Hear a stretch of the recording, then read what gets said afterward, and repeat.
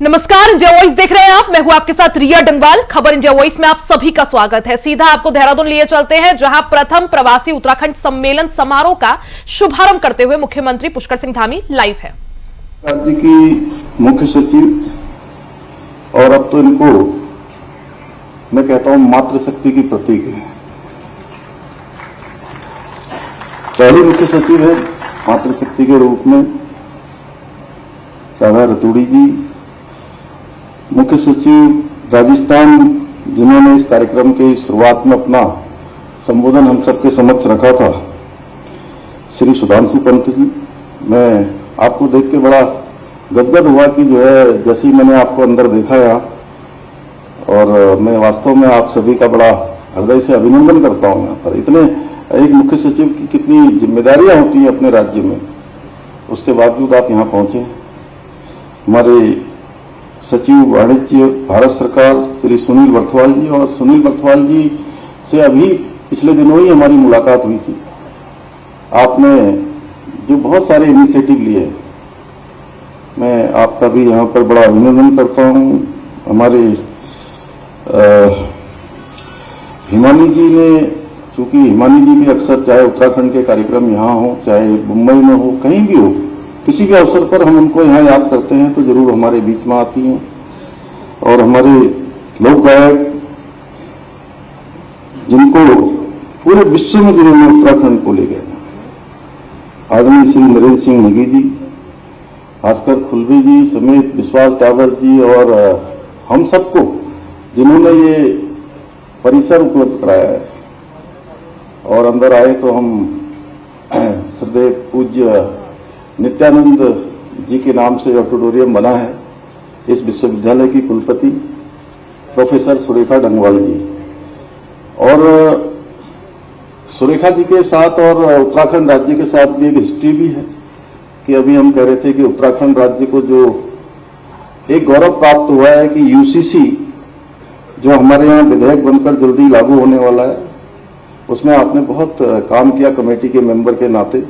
Professor Surekha Dangwal जी, भरत जी, हेमंत जी, फिल्मी दुनिया के हमारे सभी आए हुए हमारे सभी कलाकार, अभिनेता और पूरे भारत से पधारे सभी उत्तराखंडी भाइयों एवं बहनों, मैं एक बात भली भांति जानता हूं, और इस राज्य के मुख्य सेवक के रूप में 3 साल 5 महीने का कालखंड लगभग मेरा हो गया है। तो इस कालखंड में मैंने एक चीज जो महसूस करी, हम किसी को बहुत सारा उपहार दे सकते हैं, बहुत सारी अन्य वस्तुएं दे सकते हैं, लेकिन इन सबसे मैं महत्वपूर्ण किसी को मानता हूं तो उस समय को मानता हूं। आप सब लोग अपना समय देकर भारत के कोने कोने से यहां पधारे हैं। मैं आपका हृदय से आप सबका स्वागत करता हूं, आप सबका अभिनंदन करता हूं। और भाइयों बहनों, 3 दिन पूर्व उत्तराखंड के अल्मोड़ा जनपद के मरचूला में एक बड़ी दुखद घटना हुई, जिसमें हमारे 36 राज्य के भाई बहन बच्चे कालकलवित हो गए। तो आप देहरादून से मुख्यमंत्री पुष्कर सिंह धामी को सुन रहे थे। वहीं खबरों में अब आगे बढ़ते हैं। खबर मुरादाबाद से है, जहां सपा प्रत्याशी हाजी रिजवान को पुलिस से उलझने का वीडियो वायरल हो रहा है। वीडियो में देखा जा सकता है कि थाने के बाहर सपा प्रत्याशी और पुलिस के बीच किस तरह से कहासुनी हो रही है। दरअसल सपा प्रत्याशी हाजी रिजवान और जिला अध्यक्ष जयवीर यादव थाने से अपने कार्यकर्ता को छुड़वाने गए थे। इसके साथ ही उन्होंने पुलिस पर उत्पीड़न करने का भी आरोप लगाया। इस दौरान उन्होंने पुलिस के साथ अभद्र भाषा का भी प्रयोग किया। हाजी रिजवान ने कहा कि हम बात नहीं कर रहे, हमें तो आर पार करनी है। इसके साथ ही रिजवान ने कहा कि कोई चुनाव नहीं रह गया, लोकतंत्र का गला घोटा जा रहा है, ये सब पुलिस के बल पर हो रहा है।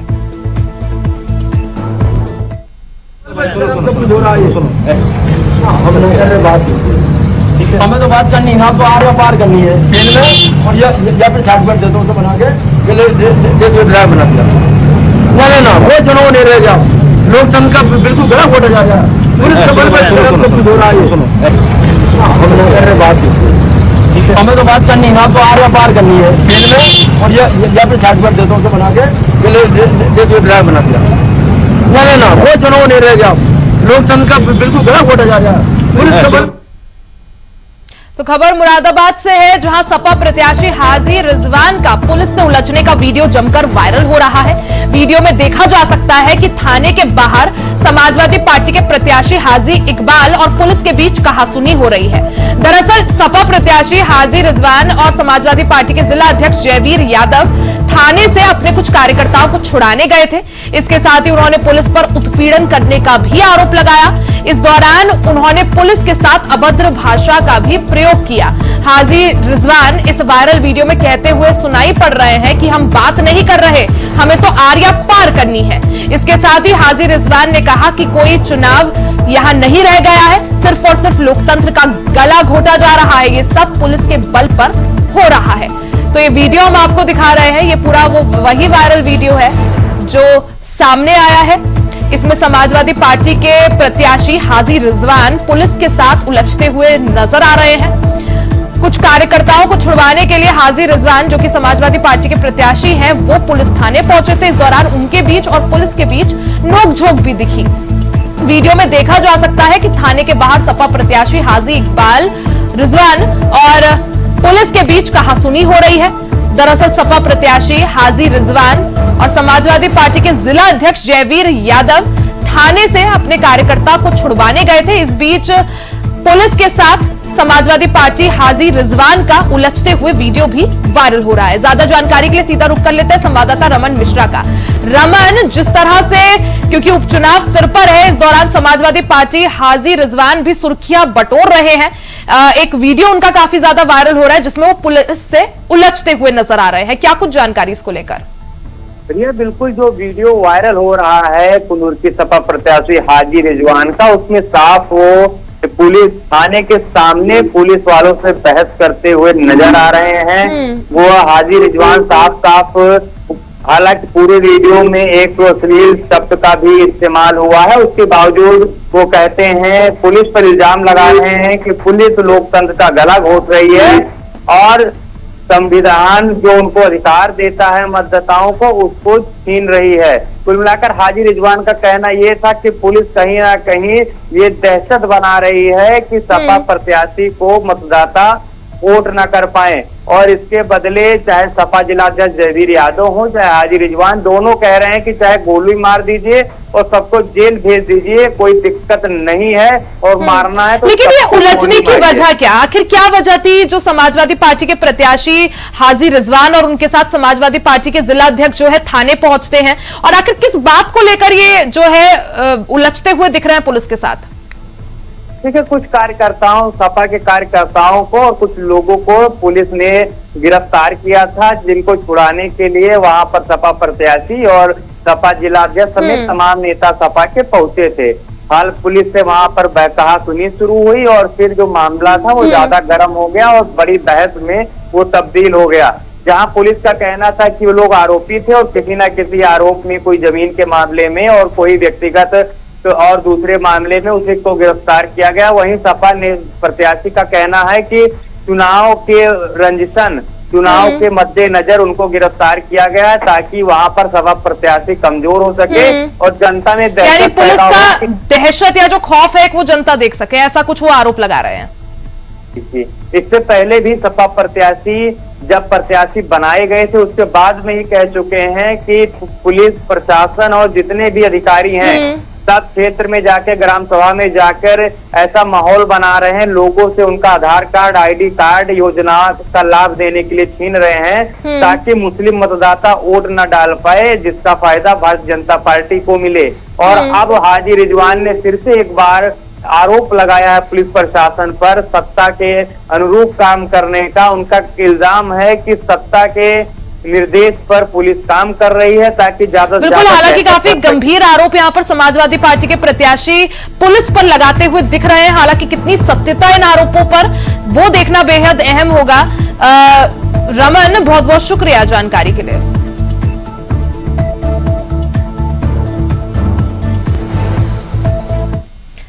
वहीं उत्तर प्रदेश के वाराणसी में हुई 5 लोगों की हत्या से काशी दहल उठी है।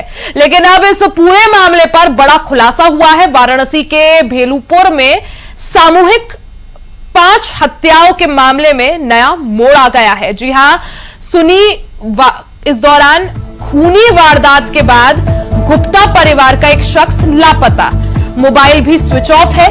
सूत्रों के अनुसार गुप्ता परिवार के विक्की नाम के शख्स की पुलिस तलाश कर रही है। विक्की खूनी वारदात के बाद से लापता चल रहा है। आपको बता दें कि राजेंद्र गुप्ता के 2 बेटों, एक बेटी और पत्नी की गोली मारकर हत्या कर दी गई थी।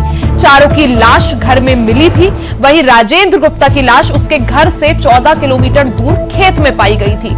शुरुआती दौर में सामूहिक हत्याओं को लेकर पुलिस का एंगल था कि राजेंद्र ने ही अपने परिवार का सफाया कर खुद को भी गोली से उड़ा लिया। लेकिन अब विक्की की गुमशुदगी से नया एंगल सामने आया है और अब इस मामले की गुत्थी को सुलझाने में पुलिस प्रशासन लगा हुआ है।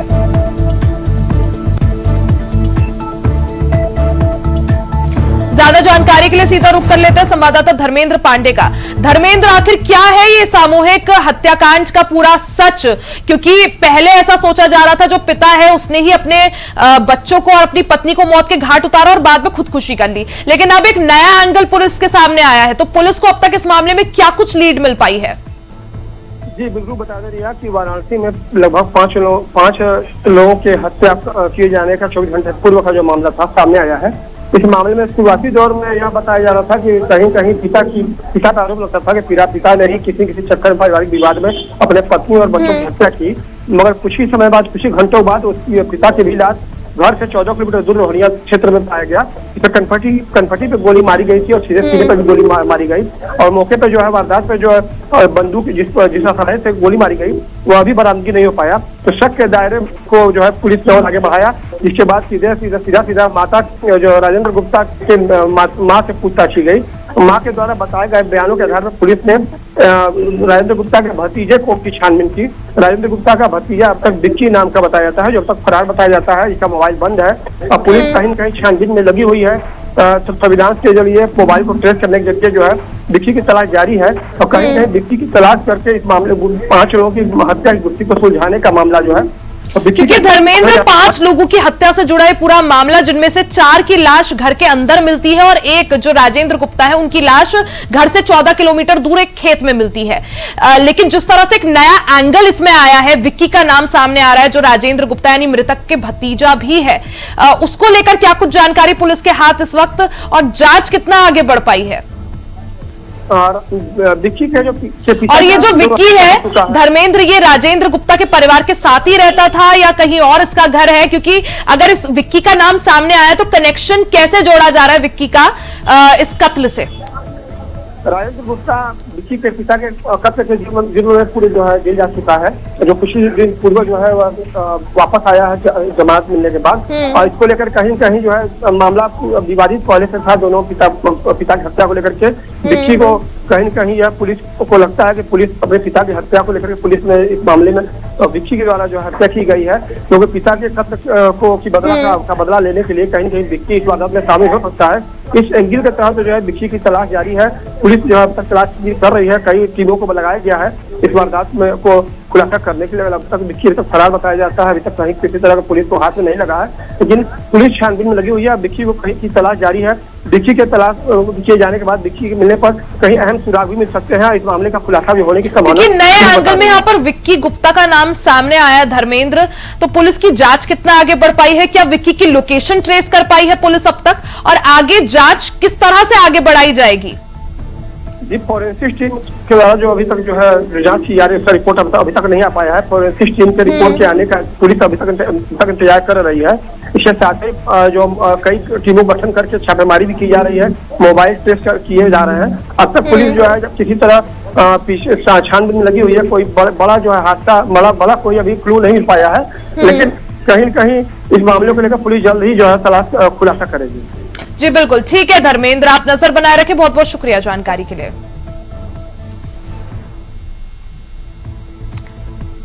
तो वाराणसी से बड़ा हत्याकांड सामने आया है, जहां एक ही परिवार के 5 लोगों को मौत के घाट उतार दिया गया। जिनमें 4 की लाश यानी पत्नी और बच्चों की लाश घर के अंदर मिली। वहीं जो पिता थे, आज मामला ये है कि इसमें रात को 4 लोग हत्या हुआ है।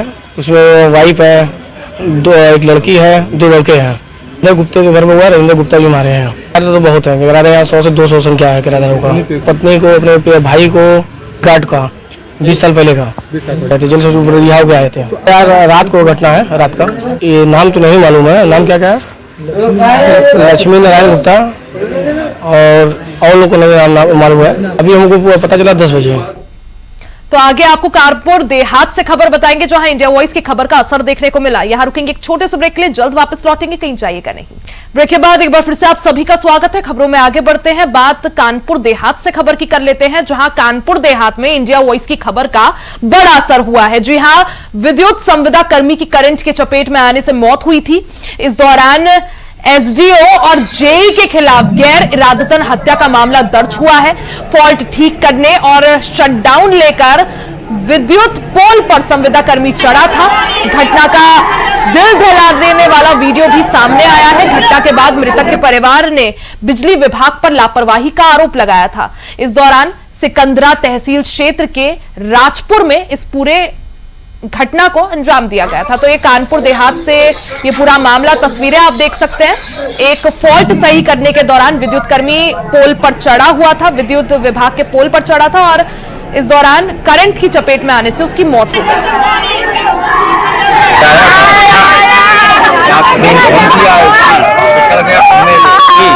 वहाँ पे डाउन लेके चला, डाउन ढेल दिया, खंड हो गई। उसको हमारी क्या मांगे आप लोग? जाम लगाए हुए आगे बच्चे छोटे छोटे, 3 बच्चे छोटे छोटे, वो लोग अलग रहते हैं। और क्या बच्चों सब हो जाएगा, और क्या हाँ जी, अलग अलग रहते हैं। जो अधिकारी जिम्मेदारी लेगा वो आके जाम खुलवाए। हाँ, जो सरकारी जिम्मेदारी ले वो जाम खुलवाए ना। 50 सरकारी नौकरी। बिजली से, लाइट से पति फोन आया था, सिकंदरा में लड़ाई हुई थी जय से, जय ने खुलवाई लाइट। जो जब हादसा हुआ है, जय ने खुलवाई लाइट, जय से लड़ाई हुई है। बच्चन को सब सुरक्षा में पैसा, हमें सरकारी नौकरी चाहिए, हमारे बच्चन को खावे पीवे को सब कुछ चाहिए, हमारा कोई नहीं है। तो कानपुर देहात से पूरा मामला सामने आया था, जहां करंट की चपेट में आने से एक विद्युत कर्मी की मौत हो गई थी। वहीं परिजनों का रो रो कर बुरा हाल था। उन्होंने साफ तौर पर बिजली विभाग पर लापरवाही का आरोप लगाया था। हालांकि प्रमुखता से इंडिया वॉइस ने इस खबर को दिखाया था, जिसके बाद अब इस मामले में एक्सीएन, एसडीओ और जेई के खिलाफ गैर इरादतन हत्या का मामला दर्ज हो गया है। तो करंट लगने से यहां विद्युत कर्मी की मौत हो गई थी। करंट की चपेट में आने से ये बड़ा हादसा, जिसमें विद्युत कर्मी को अपनी जान गंवानी पड़ी थी। वहीं दूसरी तरफ अब इस मामले पर एक्शन हुआ है। एक्सीएन, एसडीओ और जेई के खिलाफ गैर इरादतन हत्या का मामला दर्ज हुआ है। फॉल्ट ठीक करने शटडाउन लेकर विद्युत पोल पर संविदा कर्मी चढ़ा था। हालांकि अब इस मामले पर एक्शन हुआ है। ज्यादा जानकारी के लिए सीधा रुख कर लेते हैं गौरव शुक्ला का। गौरव, जिस तरह से ये पूरा मामला सामने आया था, जिसमें एक विद्युत कर्मी को अपनी जान गंवानी पड़ी थी, परिजनों का रो रो कर बुरा हाल था, उन्होंने उसके बाद बिजली विभाग पर लापरवाही का आरोप लगाया था। हालांकि अब इस मामले पर एक्शन हुआ है और कई अधिकारियों को जो है निलंबित किया गया है, साथ ही उन पर केस भी दर्ज हो गया है। क्या कुछ जानकारी? देखिए, ये बिल्कुल आपको बता दूं कि मंगलवार का ये हादसा है, जब विद्युत संविदा कर्मी जो है मनोज लाइन की फॉल्ट ठीक करने के लिए जो है एक खंभे पर चढ़ा हुआ था। उसने लिखित तौर पर जो है शटडाउन लिया था, लेकिन इसके बावजूद भी विभागीय अधिकारियों और कर्मचारियों की लापरवाही के चलते वहां से सप्लाई को पुनः चालू कर दिया गया, जिसके चलते वह हादसे का शिकार हो गया और एक दुखद घटना हुई। जो एक वीडियो लाइव सामने आया था वो हृदय विदारक था कि कोई जो मनोज का शरीर था, गर्दन, हाथ, शरीर 4 टुकड़ों में बट गया। जब ये वीडियो देखा उसको रोंगटे खड़े हो गए। और इसके बाद लगातार सूचना परिजनों को मिली तो जो मृतक मनोज है उसकी पत्नी प्रियंका ने साफ तौर पर आरोप लगाया था कि मनोज का फोन आया था, जय के साथ उनका विवाद हुआ और जय ने ही पूरी लाइन को चालू करवाया, जिससे कहीं न कहीं हादसा हुआ है। सीधे तौर पर जो है विभागीय अधिकारियों के ऊपर यह आरोप था और इसके बाद उन्होंने इस कार्रवाई की मांग को लेकर के जाम लगाया था और तमाम प्रदर्शन किया था, मुगल रोड को भी जाम कर दिया था। इंडिया वाइस ने इस खबर को प्रमुखता से दिखाया था और कहीं न कहीं अब उसका खबर का जो है असर देखने को मिला। जो एक्सियन है, जेई है, एसडीओ है, हालांकि उनका नाम पता अज्ञात रखा गया है, लेकिन इन विभागीय 3 अधिकारियों के खिलाफ एक गैर इरादतन हत्या का मामला दर्ज हो गया है। कहीं न कहीं अभी जांच के घेरे में होंगे। बिल्कुल, यानी गौरव यहाँ पर एक्शन लेते हुए हालांकि 3 अधिकारियों पर मामला दर्ज हो गया जिसमें एक्सीएन, एसडीओ और जेई शामिल है, लेकिन आगे किस तरह से कार्रवाई और आला अधिकारियों का क्या कुछ कहना है यहाँ पर? देखिए, बिल्कुल साफ तौर पर जिस तरीके से परिजनों ने जाम लगाया, तमाम प्रदर्शन किया, चैनल में खबर दिखाई, उसको संज्ञान में लिया गया और मामला दर्ज हुआ, तो कहीं न कहीं अब जांच के घेरे में जरूर ये 3 अधिकारी आ गए, क्योंकि सीधे तौर पर इनके पद का जो है दुरुपयोग किया गया। इनकी जिम्मेदारी होती है कि जब लिखित तौर पर संविधान किसी भी लाइन में लिया हुआ है तो ऐसे में जिम्मेदारी होती है कि कोई हादसा न हो। इसको लेकर के अगर लाइन चालू की जाए तो पहले उस डायरी को पढ़ा जाए कि आखिर किसी भी लाइन में शटडाउन लिया है नहीं लिया है, तो कहीं न कहीं इरादा जरूर नहीं रहा होगा, लेकिन हत्या उनकी लापरवाही के चलते हुई है और यही वजह है कि पुलिस ने गैर इरादतन हत्या का मामला दर्ज किया है और अब इन पर वो जांच होगी। जांच के बाद चाहे तौर पर कार्रवाई भी होगी, क्योंकि पावर हाउस के 3 बड़े पद के अधिकारी हैं, इनकी सरपरस्ती में ही पूरा विभाग जो है चलता है, कहीं न कहीं इन पर कार्रवाई तय जरूर होगी। बिल्कुल, यानी गौरव, जिस तरह से इंडिया वॉइस ने प्रमुखता से इस खबर को दिखाया था अपने दर्शकों को, इसके बाद अब इस खबर का असर भी देखने को मिला है। एक्सीएन, एसडीओ और जेई के खिलाफ केस इस मामले में दर्ज हो गया। हालांकि जांच में क्या कुछ निकलकर सामने आता है, कौन कौन इसमें और जिम्मेदार पाए जाते हैं, वो देखना अहम होगा। गौरव, बहुत बहुत शुक्रिया जानकारी के लिए। इसी के साथ खबर इंडिया वॉइस में फिलहाल के लिए सिर्फ इतना ही। खबरों का सिलसिला जारी रहेगा, बने रहे हमारे साथ।